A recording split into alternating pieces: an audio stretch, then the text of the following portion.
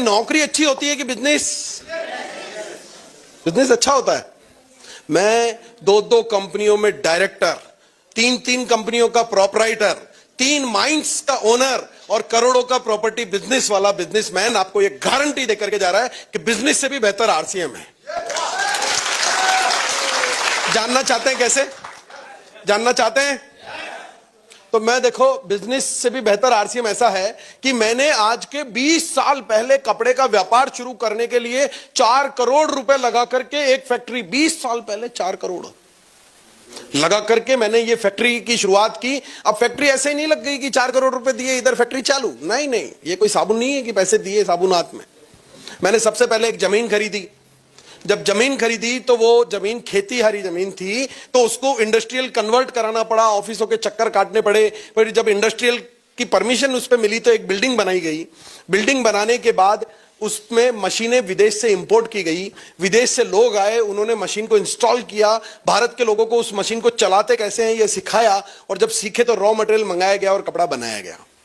अब यहीं पे बात खत्म नहीं होती है। जैसे ही कपड़ा बनने लगा तो सरकार ने कहा यार फैक्ट्री चलाओगे तो पॉल्यूशन भी होगा, प्रदूषण तो करोगे तुम, तो तुम्हें पॉल्यूशन डिपार्टमेंट की परमिशन लेके आनी पड़ेगी।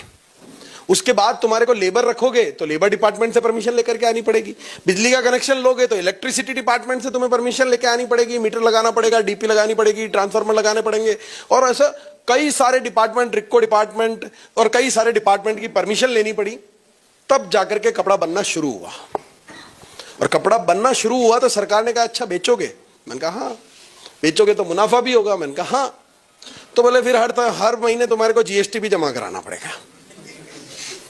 जीएसटी का रिटर्न भर करके जमा कराना पड़ेगा। फिर हर महीने टीडीएस का रिटर्न भर करके जमा कराना पड़ेगा। फिर साल के अंत में इनकम टैक्स का रिटर्न भर के इनकम टैक्स जमा कराना पड़ेगा। इनकम टैक्स साल के अंत में भरोगे, पहले एडवांस टैक्स तुम्हें हर 3 महीने में जमा कराना पड़ेगा। और इतना सारा करने के बाद भी काम खत्म नहीं होता। स्टाफ रखना पड़ता है, तनख्वाह बांटनी पड़ती है, बिजली के बिल भरने पड़ते हैं, और फिर रंगदारी वाले आ जाते हैं। बोले हम कहां जाएंगे, हमारा भी तो है भैया। लेबर कहती है हमारी भी एक यूनियन है भैया।